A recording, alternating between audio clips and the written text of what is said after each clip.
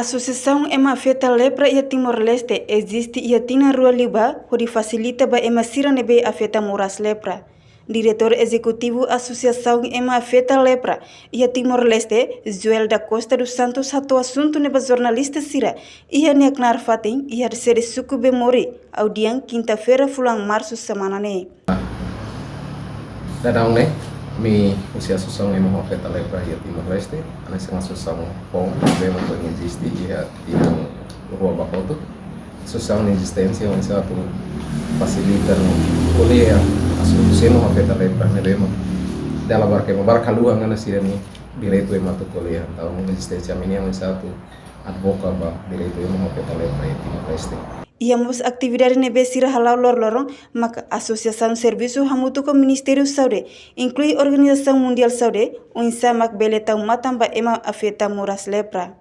Dia atividade nebe mak kami halo labor ya patene ami composto si ema afeta lepra hotel spesialisnya nama associação dan anexar associação dan forma si ema afeta lepra koni objetivo dia mana soalnya ada ya advoca bagian ema nebe labela tu saída dia então já nem mais existência também serviço da barca serviço básico do Ministério da Saúde de Timor-Leste a Organização de Saúde Mundial mensa atau tahu matang bagaimana afeta lepra sirana bem tratamento depois de tratamento ele vai uma balu uma reação uma deficiência resistência social dan ini uma coisa atau garantia kata que afeta lepra não bela o tratamento completo não bela que tang goza sirane direito anessa cidadão muito é na saúde.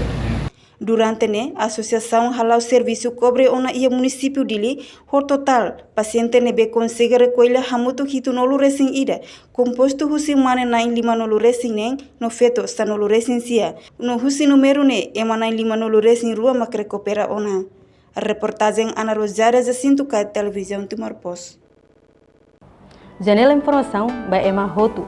Atu heta informação atual dia kliu kita haluha hane hambutão subscribe like halo comentário no fahetutang ba media sosial Hotu.